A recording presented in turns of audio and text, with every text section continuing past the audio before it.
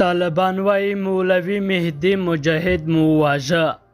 طالبان وایي د هغوی یو قومندان مولوي مهدي مجاهد چې په دې وروستیو کې له طالبانو جلا او د دوی پر ضد جګړه پیل کړې وه ووژل شو.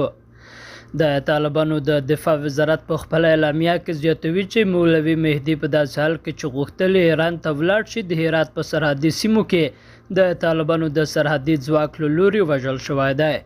د مولوي مهدي مجاهد یوه بیان چې نه غواړي نوم او غږ یې خپور شي له ازادۍ راډیو سره په خبرو کې د مجاهد وژل کېدل تایید کړل. مهدي مجاهد چې پخوا په بابیانو کې د طالبانو د استخباراتو مسؤل پاتې شوی و، اوس یې د طالبانو په ضد وسله اخیستې وه او د سرپل په بلخاب کې چې د اصلي هستوګنځای بلل کېږي جنګ کړی و.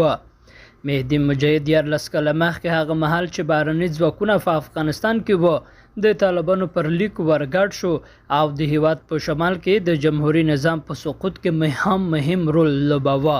خو وروسته له دې چې طالبان څه کم کال مخکې واک ته ورسېدل د طالبانو له اصلي ډلې سره د مخالفت پیدا شو. ویل کېږي چې مهدي مجاهد له طالبانو څخه د حکومت په اډانه کې د هزاراګانو لپاره د پراخې ونډې غوښتنه کوله، خو طالب مشرانو د یوه ټول شموله حکومت د جوړولو لپاره نه یوازې د هغې بلکې د نړیواله ټولنې او د کورنیو سیاسي ډلو غوښتنې هم له پامه غورځولې دي. بل ورته طالبان وایي خپل مخالف مولوي مهدي وژلی. د طالبانو د سرپرستو حکومت دفاع وزارت ویلي دی چې ځواکونه یې د دوی د مخالفې ډلې مشر مولوي مهدي په هرات کې د ایران پولې ته نږدې هغه مهال وژلی چې غوښتل یې له خپلو ملګرو سره ایران ته ولاړ شي. مولوي مهدي د سرپل په بلخاب کې د طالبانو د حکومت خلاف وسله پورته کړې وه.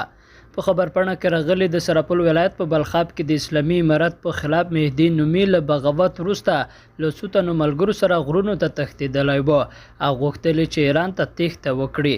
د سرحدي ځواکونو د کشف او استخباراتو لخوا د هرات او ایران ترمنځ په سرحدي سیمه کې په نښه شوی.